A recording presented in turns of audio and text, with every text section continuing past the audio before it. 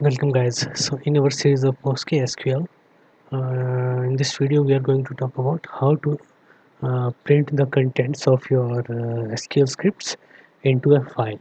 Okay, if you want your output of your script which you are running in your Postgres cluster will get saved to some file, you can do this thing.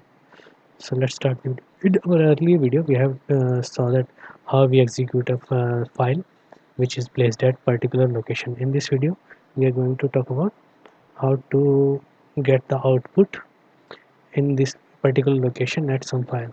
So I want will be a new file which has all the output. So this is I will take cars output.sql. Okay, oops, the one thing I told you in my last video, we need to update the slashes, else it will give you this error. Okay, so to show this I had to do this. So update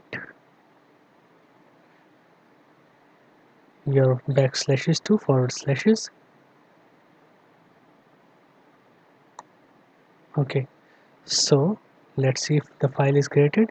Yes, this file is created, but it is of 0 KB. We do not have anything in here. So what to do? Anything you do after doing this backslash o and then the place of name of the file at particular location is, so you will run any query from here,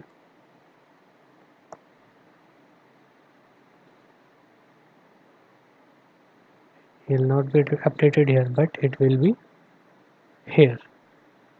Okay, you see the file is the output is here. And now if I print tt, okay, anything you do in your uh, Postgres cluster will be updated here, will be updated in this file. You will get the output in this file. So if I use du, that will also be updated here.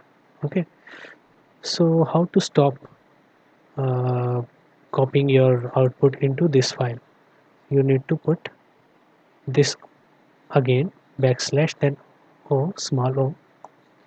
If you put this, then you run any query, select star from cars, that will be showed over your command prompt or your Postgres cluster again. It will not get printed to your file which you have mentioned with slash o.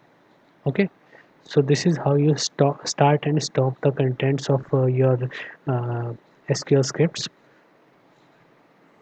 from copying to a file. Okay, so this is all from for this video. I'll be seeing you in the next video. Thank you guys.